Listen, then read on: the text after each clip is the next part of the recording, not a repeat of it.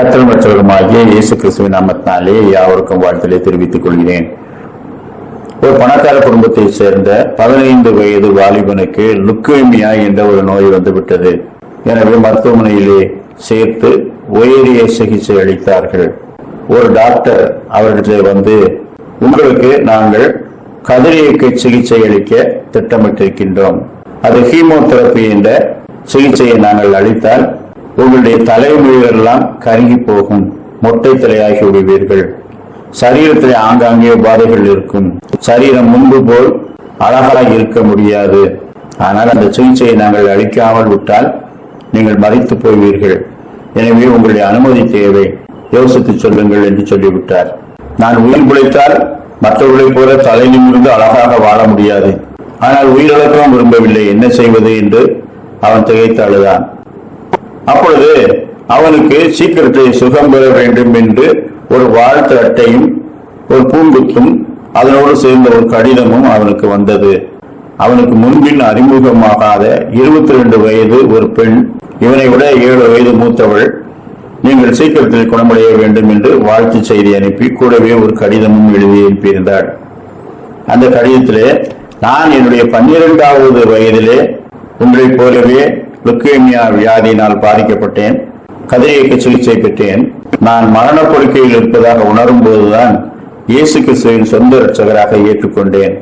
நான் மரித்தாலும் அவரோடு இருப்பேன். என் வாழ்வில் ஒவ்வொரு நிகழ்ச்சியும் அவர் முன்குறித்திருக்கின்றார். பரலோகத்தில் எனக்கு ஒரு இடத்தை ஆயத்தம் பண்ணி வைத்திருக்கின்றார். நான் மரணத்தை சந்தித்தாலும் அவரோடு இருப்பேன் என்ற நம்பிக்கையை நான் மனம் திரும்பி அவரை ஏற்றுக்கொண்ட போது பெற்றுக்கொண்டேன். அப்பொழுது மரணம் என்னை விட்டு தூரமாய் போனது, பரலோகம் எனக்கு அருகிலே வருகிறது என்று நான் உணர்ந்தேன். நான் அந்த சிகிச்சைக்கு பிறகு இந்த 10 ஆண்டுகளிலே கொஞ்சம் கொஞ்சமாக தேறி பழைய நிலையை அடைந்து வருகிறேன். நான் உயிரோடு இருக்கும் ஒவ்வொரு நாளும் அவரை துதித்து, என்னை போல் பாதிக்கப்பட்ட அநேகருக்கு அவருடைய நாமத்தை சொல்லும்படிக்கு கர்த்தர் என்னை வைத்திருக்கின்றார். நீங்கள் உங்கள் வாழ்க்கையை கர்த்தருக்கு ஒப்புக் கொடுங்கள்.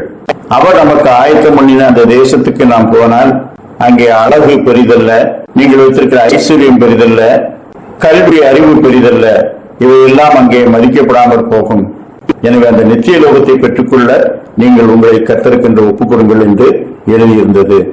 இந்த பெண்மணி என்னை விட வயதிலே மூத்தவள். அவள் சொல்லுகின்றார், என்னுடைய வாழ்க்கையில நான் கர்த்தரை கண்டுகொண்டேன், அவரை பின்பற்றுங்கள், நீங்களும் வருகிற வாழ்க்கையை எதிர்கொள்ளலாம் என்று எழுதியிருக்கிறார்.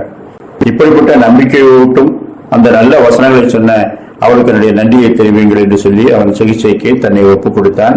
அப்படி அந்த சிகிச்சை முடிந்து சில ஆண்டுகளிலே அவனும் சரியாகி கர்த்தருக்கென்று நல்ல சாட்சியாய் ஜெபித்தான். மத்தேயு 5ஆம் அதிகாரம் 4ஆம் வசனம், துயரப்படுகிறவர்கள் பாக்கியவான்கள், அவர்கள் ஆறுதல் அடைவார்கள். யோவான் 9ஆம் அதிகாரம் 16ஆம் வசனம், இயேசு எனப்பட்ட ஒருவர் சேர் உண்டாக்கி என் கண்களில் பூசி, நீ போய் சீலோவாம் குளத்திலே கழுவு என்றார். அப்படியே நான் போய் கழுவி பார்வையடைந்தேன் என்றான்.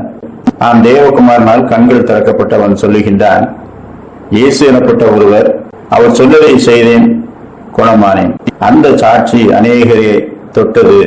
இயேசு எனப்பட்ட ஒருவர், அவரை குறித்து தான் சொல்ல வேண்டும். அவர் சொன்னார், செய்தேன், குணமானேன். 3 வரி.